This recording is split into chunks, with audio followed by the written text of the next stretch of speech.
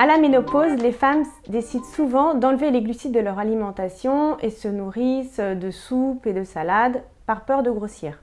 En conséquence, elles vont manquer d'énergie et vont se retrouver à craquer à 17 h ou se ruer sur le fromage, le pain en rentrant le soir ou encore manger du chocolat devant la télé. Ce qui est important, c'est d'apporter des aliments à charge glycémique modérée. En effet, ces féculents qui sont souvent des féculents plutôt complets permettent d'apporter de la satiété, permettre de garder une énergie stable tout au long de la journée, mais également d'éviter les coups de pompe et d'apporter des aliments qui sont intéressants pour le microbiote et pour le moral.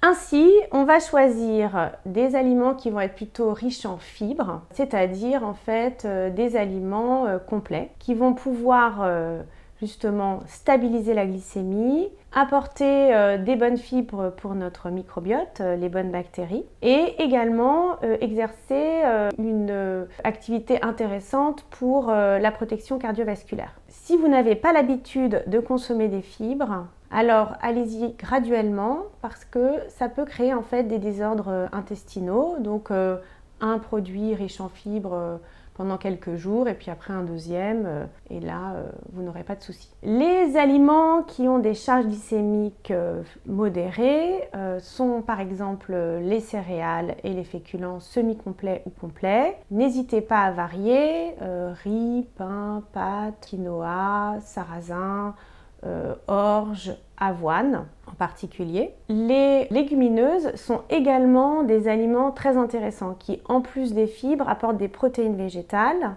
et donc vous pouvez les consommer. Alors vous pouvez les cuire bien sûr, mais ça peut prendre un peu de temps. Donc si vous les cuisez, faites-les tremper la veille, mettez un petit peu de bicarbonate dans l'eau de cuisson. Ça va aider à les attendrir. Sinon, moi je les achète souvent en bocaux en verre et là ça va être beaucoup plus facile d'utilisation. Les fibres, on les trouve également dans les légumes. Si vous pouvez manger ces légumes sous toutes leurs formes, bien sûr.